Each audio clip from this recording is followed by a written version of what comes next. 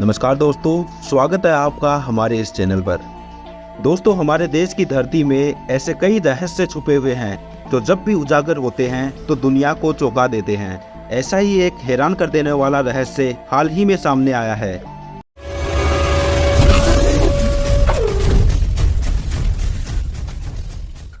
भारत के गुजरात में वैज्ञानिकों को एक प्राचीन सांप के जीवाश्म अवशेष मिले हैं, जिसके बारे में ये कहा जा रहा है कि ये दुनिया का सबसे लंबा और सबसे विशालकाय सांप है, जिसकी लंबाई 50 फीट बताई जा रही है। सबसे खास बात यह है कि इसे जो नाम वैज्ञानिकों ने दिया है वो भारत की संस्कृति से जुड़ा हुआ है। पूरी दुनिया में एक बार फिर से भारत की चर्चा हो रही है। यहाँ की धरती में छुपे रहस्यों को देखकर हर कोई हैरान है। 50 फीट लंबा सांप, वो भी भारत की धरती पर, ये कोई छोटी बात नहीं है। इसके पहले तक रिकॉर्ड में दर्ज सबसे लंबे सांप के रूप में टाइटनोबोआ का नाम दर्ज था, पर अब जो खोज हुई है उस खोज के आधार पर अब ये रिकॉर्ड इंडिया के नाम दर्ज हो चुका है। लाइव साइंस की रिपोर्ट के मुताबिक गुजरात के पेनांदरोर लिग्नाइट कोयला खदान में इस विशालकाय सांप के कुल 27 जीवाश्म कशेरू गाँव की खोज हुई है। इसकी खोज गुजरात राज्य के कच्छ शहर से हुई है। साल 2005 में उत्तराखंड के रुड़की में स्थित भारतीय प्रौद्योगिकी संस्थान यानी IIT के वैज्ञानिक कच्छ आए थे, जहां वे एक कोयला खदान में रिसर्च कर रहे थे, जहां खुदाई में उन्हें कुछ अवशेष मिले जो 27 बड़े बड़े कंकाल के टुकड़े थे। इनमें से कुछ की हड्डियां आपस में जुड़ी हुई थी।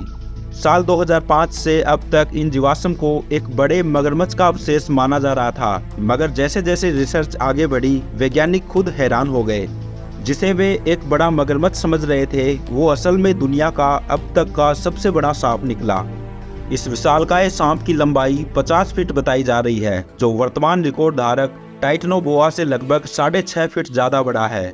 आपको बता दें कि टाइटनोबोआ सांप अब तक का खोजा गया सबसे बड़ा सांप है, जो धरती पर लगभग 6 करोड़ साल पहले रहता था। लेकिन अब जो जीवाश्म उत्तराखंड के वैज्ञानिकों को मिले हैं वो इससे काफी अलग हैं। इसे एक नई प्रजाति का माना जा रहा है, जिसे वैज्ञानिकों ने वासुकी इंडिकस का नाम दिया है। शोधकर्ताओं के अनुसार लगभग 4.5 करोड़ साल पहले ये भारत की धरती पर मौजूद थे। चूंकि इसके अवशेष भारत में मिले हैं तो वैज्ञानिकों ने भी बहुत सोच समझकर इसका नाम रखा है। इस नई प्रजाति के सांप को नाम दिया गया है Vasuki indicus.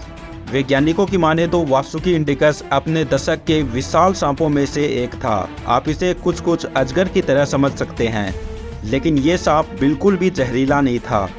General scientific report में छपी एक स्टडी के मुताबिक IIT रुड़की के पैलेंटियोलॉजिस्ट ने कहा कि इसके आकार से हम अनुमान लगा पाए हैं कि ये वासुकी नाग ही है। उन्होंने बताया कि यह सांप धीमी गति में चलने वाला खतरनाक शिकारी है। पैलेंटियोलॉजिस्ट के मुताबिक ये वासुकी नाग एनाकोंडा और अजगर की तरह अपने शिकार को दबोचकर मार डालता है। लेकिन वैज्ञानिक अभी भी ये पता नहीं कर पाए हैं कि ये वासुकी असल में खाता क्या था। लेकिन इसका आकार और आसपास मिले जीवाश्म को देखकर अंदाजा लगाया जा रहा है कि ये उस समय कछुआ, मगरमच्छ और व्हेल मछलियों को खाता होगा।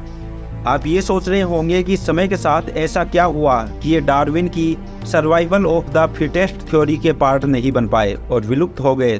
तो आपको बता दें कि 4.5 करोड़ साल पहले ये वासुकी नाग धरती पर राज किया करते थे। लेकिन धीरे धीरे जैसे जैसे ग्लोबल लेवल पर टेम्परेचर बढ़ने लगा तो इन वासुकी नागों की आबादी भी खत्म होने लगी।